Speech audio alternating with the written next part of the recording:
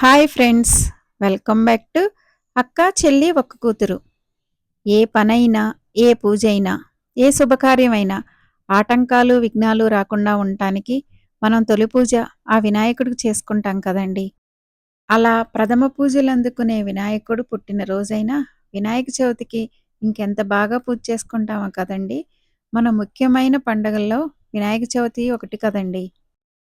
భాద్రపద మాసం శుక్లపక్షం చతుర్థి నాడు మనం వినాయక చవితి జరుపుకుంటాం కదా.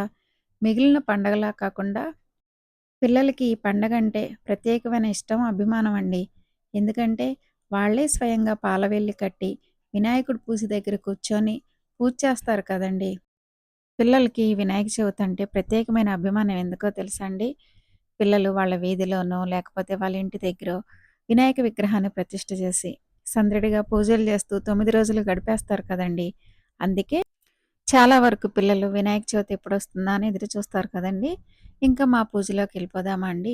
మా ఇంట్లో మేము పూజ చేసుకునే స్థలంలో పాలవెల్లి కట్టడానికి కుదరదండి.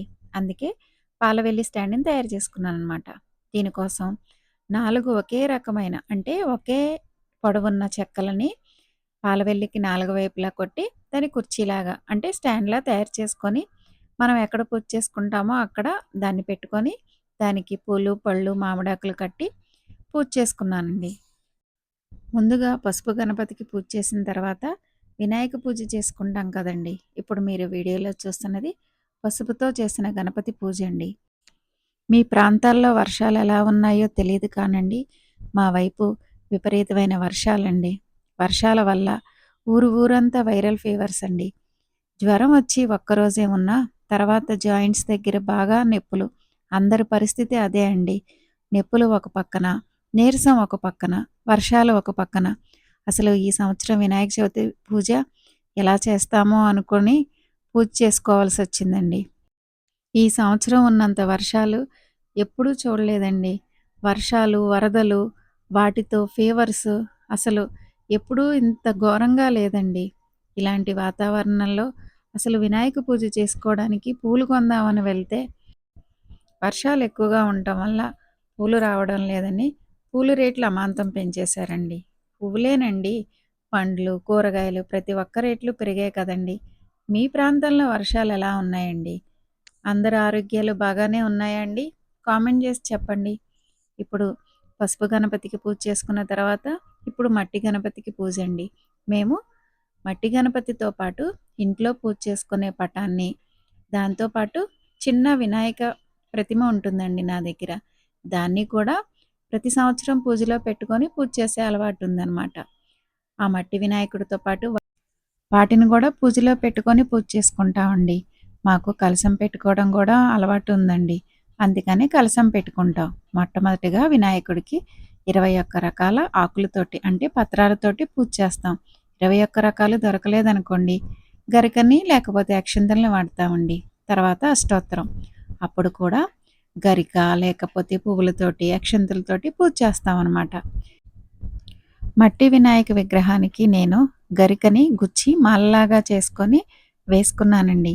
మీరు గమనించారో లేదో చాలా అందంగా ఉన్నాడండి వినాయకుడు. వినాయకుడికి తెల్ల జిల్లేడు పూలంటే చాలా ఇష్టమని వాటి కోసం ఎంత ట్రై చేసినా అవి దొరకలేదండి.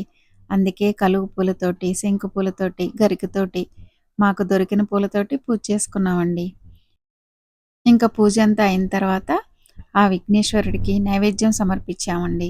ఈ సంవత్సరం నైవేద్యం కింద ఉండ్రాళ్ళు, కుడుములు, పరమన్నం, పులిహోర, చలిమిడి, వడపప్పు, దద్దోజనం, పానకం వీటితో పాటు కొబ్బరికాయను కూడా కొట్టి ఆ వినాయకుడికి ప్రసాదాలన్నీ నివేదించిన తర్వాత హారతండి. అదేనండి నీరాజనం కూడా సమర్పించామన్నమాట. తర్వాత అక్షింతలను చేతిలో పట్టుకొని కథ విని కథ అంతా అయిన తర్వాత ఆ అక్షింతలను మా నెత్తి మీద వేసుకున్నామండి. మేము మా ఇంట్లో ఈ వినాయక పూజ 3 రోజులు చేసామండి. అంటే ఈ సంవత్సరం వినాయక చవితి శనివారం వచ్చింది కదండి. సోమవారం వరకు వినాయకుడిని మా ఇంట్లోనే ఉంచామన్నమాట. సోమవారం రోజు వినాయకుడిని కదిలిచ్చి ఆ వినాయక విగ్రహాన్ని మా వీధిలోనే వినాయకుడిని ప్రతిష్ఠ చేసామని చెప్పాం కదండి. అక్కడ పెట్టామన్నమాట. 3 రోజులు వినాయకుడిని ఉంచామని చెప్పాం కదండి. 3 రోజులు వినాయకుడికి ఉదయం సాయంత్రం నైవేద్యం వండి ఆ వినాయకుడికి నివేదించామండి. మూడో రోజు అంటే సోమవారం రోజు ఉదయం యథావిధిగా పూజ చేసి నైవేద్యం పెట్టిన తర్వాత దీపం ఉన్నప్పుడే వినాయక మండపాన్ని కదిలించి దీపం కొండెక్కిన తర్వాత వినాయక విగ్రహాన్ని తీసామన్నమాట. మనకు వీలుంటే 3 రోజులు అనే కాదండి. 5 రోజులు, 7 రోజులు, 9 రోజులు మన ఇష్టం. అలా ఉంచుకోవచ్చండి. మా వీలుని బట్టి 3 రోజులు ఉంచామనమాట. అదే మూడో రోజు మంగళవారం వచ్చిందనుకోండి, ఆ రోజు కదిలించము. ఐదో రోజు వరకు ఉంచుతామండి. లేకపోతే వినాయక చవితి రోజే అంటే మన వీలుని బట్టి కదిలిస్తామనమాట. ఈసారి మూడో రోజు సోమవారం వచ్చింది మంచి రోజే కదా అని 3 రోజులు ఉంచుకున్నామనమాట. మీరు వినాయక చవితి ఎలా చేసుకున్నారండి? చేసుకున్నారండి? ఎలా చేసుకున్నారో కామెంట్ చేయండి.